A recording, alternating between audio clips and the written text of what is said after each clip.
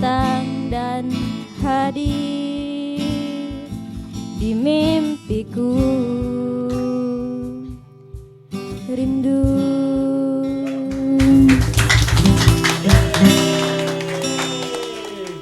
Ceria, bermain sambil belajar. Oke, tepuk tangan dulu untuk kita semuanya, teman-teman semuanya. Baik, teman-teman yang di studio dan teman-teman yang di rumah. Selanjutnya kita akan mendengarkan dongeng, ya. Baik. Nah, cerita KOB hari ini adalah cerita tentang seorang putri yang jatuh cinta, lalu ditinggalkan, dan lalu mau tahu ceritanya? Yuk kita dengarkan. Pada suatu hari, di sebuah negeri yang sangat indah sekali, hidup seorang putri yang cantik jelita. Sekarang ia berusia kira-kira 15 sampai 17 tahun. Dan ia adalah idola bagi seluruh masyarakat dan pemuda-pemuda yang ada di sekitarnya. Setiap hari, ia selalu menyisir rambutnya, lalu berbedak, memakai lipstik dan wangi-wangian. Sehingga apa yang dilakukannya itu semakin menambah pesona dirinya. Ia tidak mau kalau sedikit pun badannya ada bau-bau aneh, apalagi ada bau badan. Dia tidak suka, ya.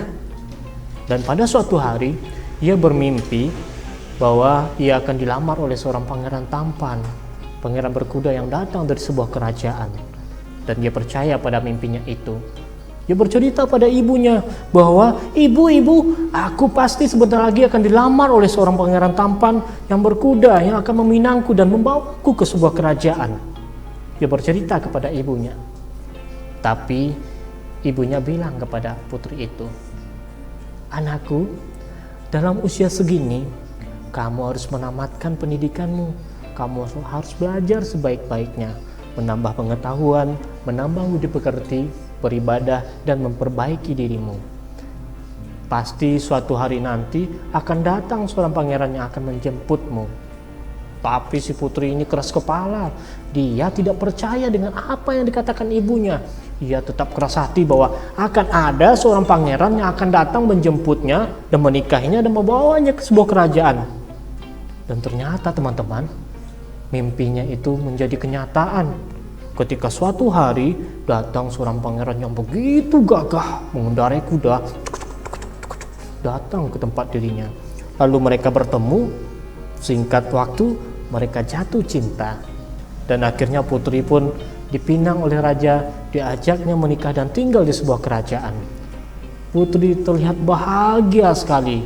Ia menikmati hidupnya dan ia berkabar kepada seluruh orang kampung bahwa dia akan nikah dan dinikahi oleh seorang pangeran tampan. Lalu pangeran mengajak putri untuk tinggal di sebuah kerajaan. Kerajaan yang begitu megah, yang di dalamnya itu banyak sekali bangunan-bangunan kuno yang berharga mahal. Namun lama-kelamaan, hari makin hari, ia mulai merasa tidak nyaman karena ternyata terbongkarlah kedok dari seorang pangeran yang menikahinya itu pada suatu malam. Ternyata si pangeran ini adalah pangeran palsu. Wah, ternyata dia adalah seorang pemabuk yang menyamar sebagai pangeran dan membawa putri menikah di kerajaan itu. Semenjak ketahuan siapa pangeran yang asli, ia selalu disiksa oleh suaminya.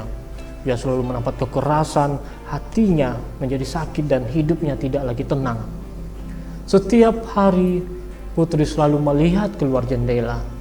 Dengan ingin menghilangkan rasa hatinya bersedih, ia selalu menatap jauh ke jendela.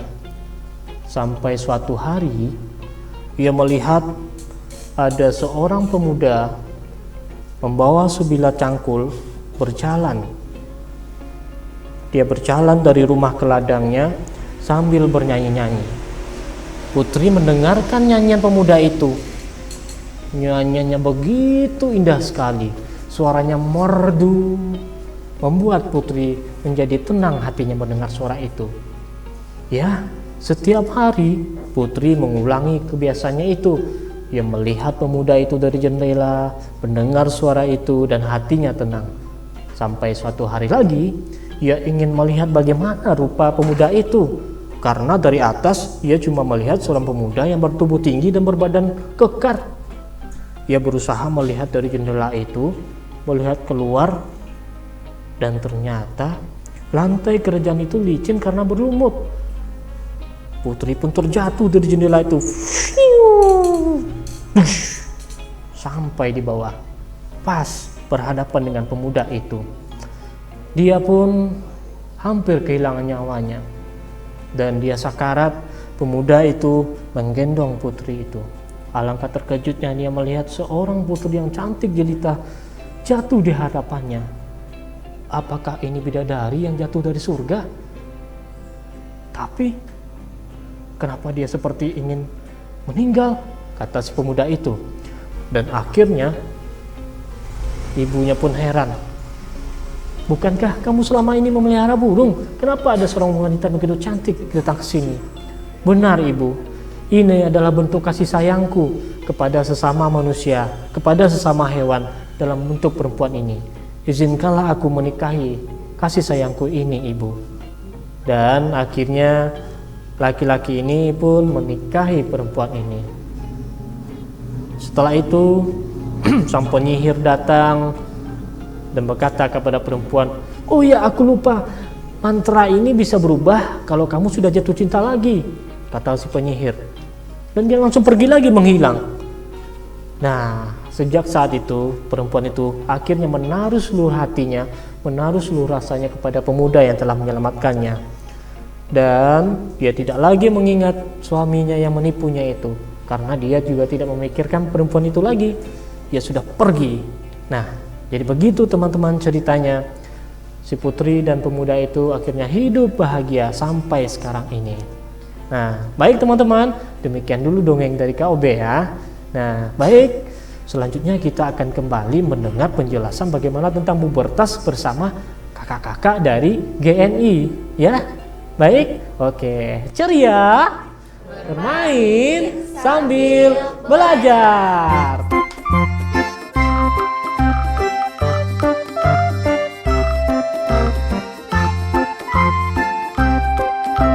Assalamualaikum. Waalaikumsalam. Ada Bu Tika. Silakan duduk, Bu. Iya.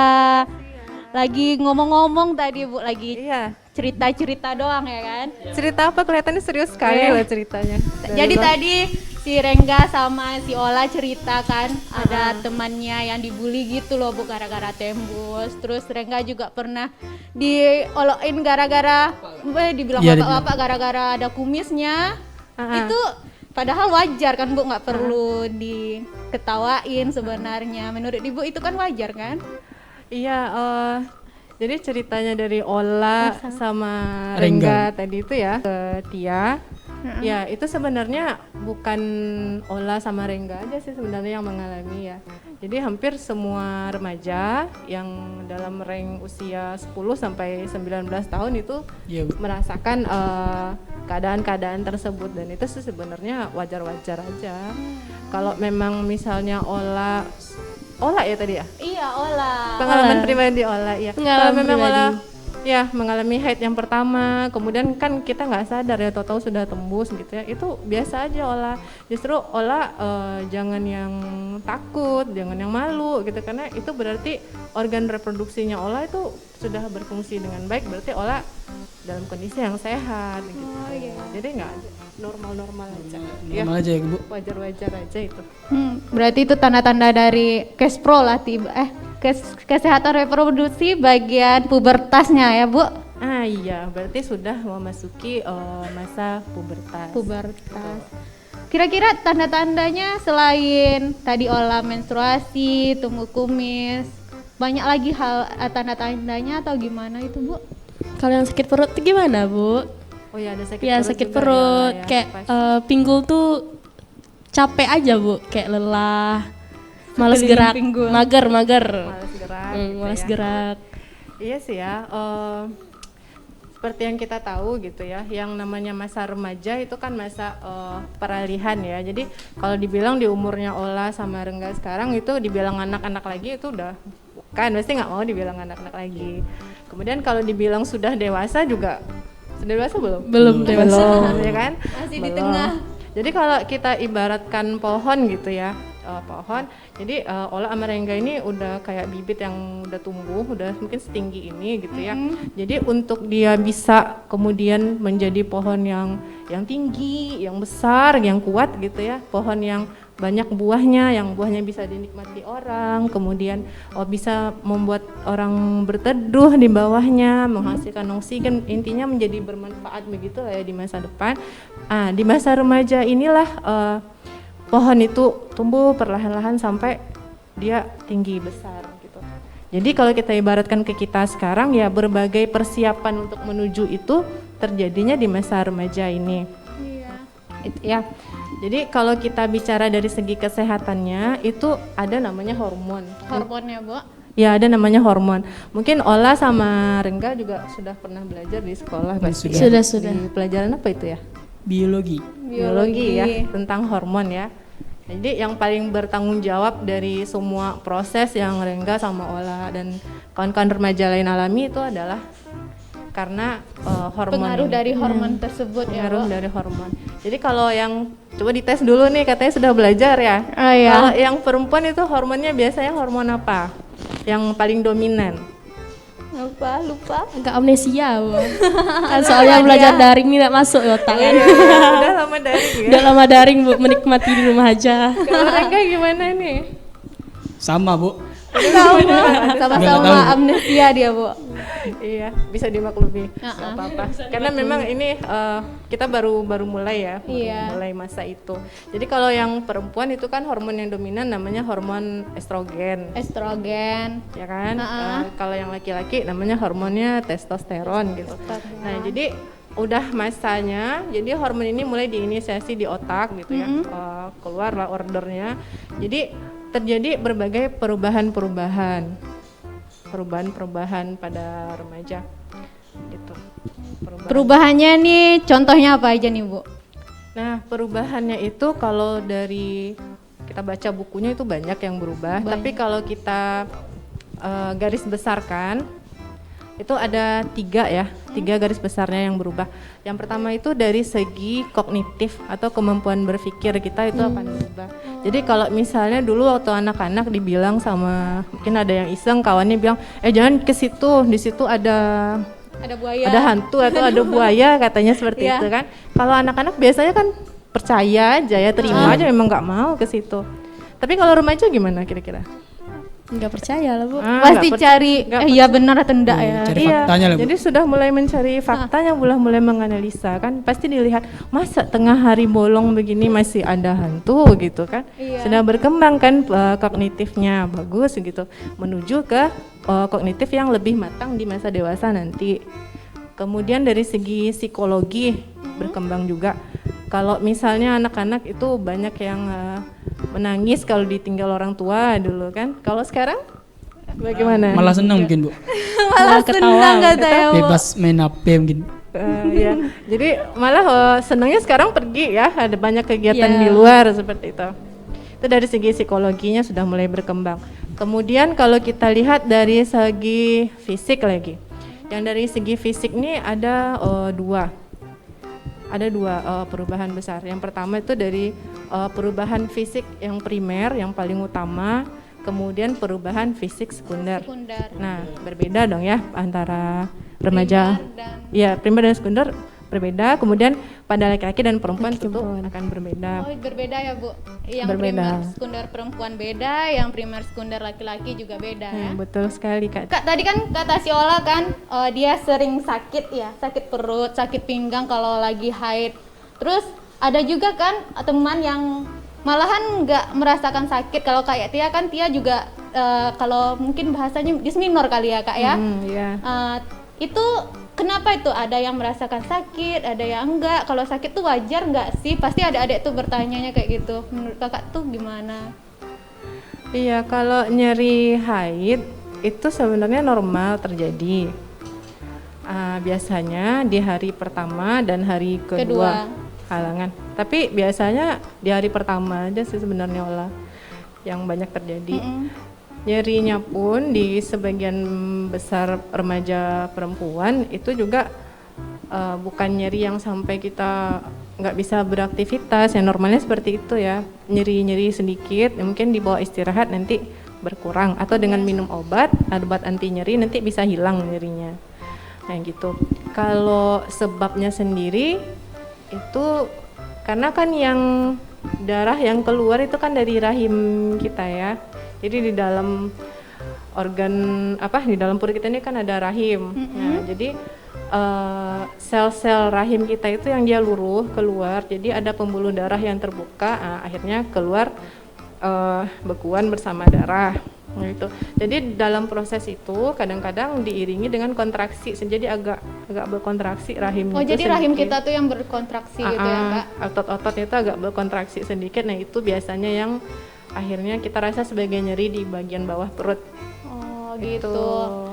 Bisa jadi nggak, Kak, karena nyeri di bagian rahim kita ini, makanya ada kan orang yang sampai ke pinggangnya itu berpengaruh kan nyerinya gitu ya, Kak? Iya, ada juga yang seperti itu. Oh, gitu ya. Jadi kalau misalnya sedang di sekolah, misalnya tiba-tiba terasa nyeri, enggak apa-apa, bilang aja ke gurunya. Boleh izin. Boleh gitu ya, izin. Kak? Jadi sampaikan, jangan dipendam-pendam sendiri, atau sudah berpuluh keringat di belakang, gurunya mengajar di depan, kasih tahu aja, minta izin kalau memang sedang nyeri haid.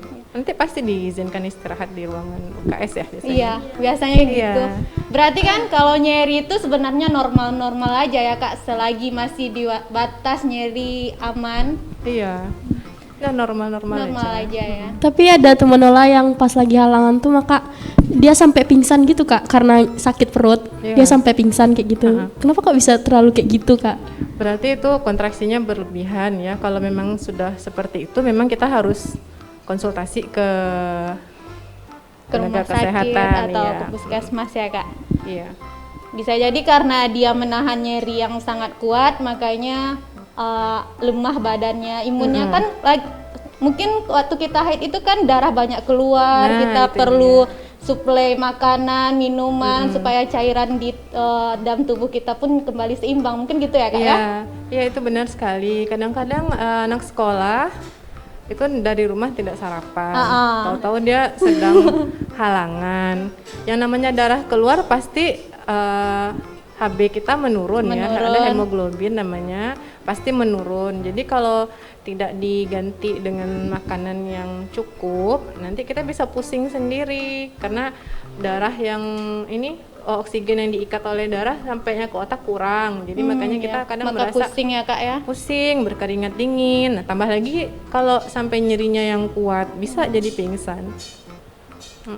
Kak, kan ada tuh ya orang yang haidnya ini, kalau yang normalnya kan kita tiap bulan ya, Kak. Ada juga yang siklus pendek, siklus panjang gitu ya, Kak. Terus ada juga nih adik-adik nih cerita gitu ke Tia, Kak, udah 3 bulan kok nggak datang, Kak, udah 2 bulan kok nggak datang. Jadi dia merasa cemas yang kayak gitu, apalagi kalau dia masih SMP atau SMA kan kadang-kadang kurang juga penjelasan tentang itu. Jadi dia cemas, normal nggak, Kak, normal nggak? Kalau gitu gimana tuh, Kak? Iya, jadi kalau pada remaja perempuan yang baru mengalami datang haid, itu memang sering nggak teratur. Baik itu nggak teratur jadwalnya atau lamanya gitu. Rentang waktunya Rentang gitu ya, Kak? Ya, itu dipengaruhi oleh stres atau enggak ya, Kak? Ya karena semua ini tanggung jawabnya hormon. Hormon itu kan juga dipengaruhi oleh keadaan tubuh kita, seperti kayak kita terlalu stres atau terlalu lelah, nanti ada hormon tertentu yang meningkat jumlahnya, akhirnya menekan kerja hormon yang lain. Nah, itu juga salah satu kenapa stres itu bisa berpengaruh pada gangguan siklus haid. Ya, terus yang Ola harus ingat adalah untuk mulai mencatat. Jadi tanggal berapa datangnya pertama dan berapa lama biasanya. Jadi dari situ Ola bisa belajar siklusnya sendiri gitu. Berapa lama, apakah siklusnya yang 30 hari, apa 28 hari atau lebih panjang atau lebih pendek dari itu. Berarti kita nggak perlu Rasanya baru kemarin kok udah datang lagi. Itu namanya Iya. siklus pendek ya Kak ya. Ah. Kalau siklus panjang itu kadang-kadang ya 30 hari baru datang lagi. Iya. Kadang-kadang adik-adik itu Kak, dia nggak tahu gitu kan. Nggak yang mana. Kok cepat ya Kak? Wajar nggak Kak? Kayak gitu. Kadang-kadang juga pengaruh dari pola makan, Pola makan berat berpengaruh, badan, ya kandungan lemak dalam tubuh kadang-kadang juga mempengaruhi itu. Jadi memang sebaiknya kita di masa remaja ini nggak usah diet-diet dulu ya. Makan aja terus Kak. Kalau memang merasa berat badannya mungkin agak berat timbangannya, jadi optionnya sebenarnya bukan diet dulu, tapi tingkatkan dulu kegiatan fisiknya di luar. Olahraga. Olahraga. Oh, Jadi gitu. kalau kita olahraga, lemaknya kan dipecah ya, jadi Terbakar gitu ya. terbakar. Nah, jadi itu Bisa nggak Kak olahraga itu mengurangi rasa nyeri? bisa juga ada olahraga tertentu yang bisa mengurangi rasa nyeri. Oh bisa ya. Ada, Berarti aktivitas kita ya Kak ya. Iya, kadang-kadang untuk pengalihan nyeri juga bisa. Iya kan, Pengalihan karena nyeri. kita udah asik dengan kegiatan kita, akhirnya kita teralihkan rasa nyerinya. Jadi panjang pembahasan kita ya. Banyak ternyata kalau tentang kesehatan reproduksi remaja pubertas itu banyak kali yang harus dibahas Banyak ya Kak. yang harus dibahas. Oke teman-teman di rumah, kita tahan dulu diskusi dengan Kak Tikanya. Nanti kita akan kembali lagi setelah kita mendengarkan dongeng dari Bang Obe. Jangan kemana-mana, anak ceria bermain sambil belajar.